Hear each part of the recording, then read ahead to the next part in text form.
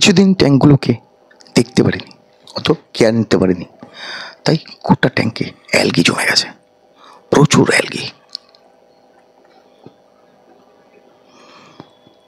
দুটো ছোট ছোট স্নেল ছাড়লাম, কিন্তু তাতেও কোনো লাভ হয়নি।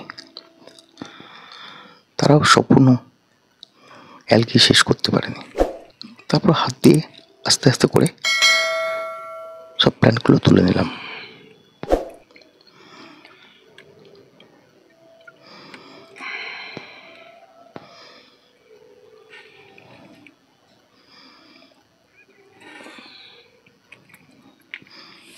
তুলে প্ল্যান্টগুলোকে ভালো করে পরিষ্কার করলাম, ভালো জল দিয়ে, পরিষ্কার জল দিয়ে পরিষ্কার করলাম। সবগুলোকে তুলে দিলাম আস্তে আস্তে করে।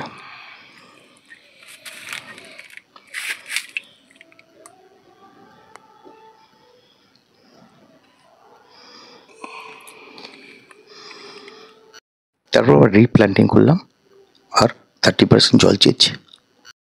দেখুন কেমন লাগছে।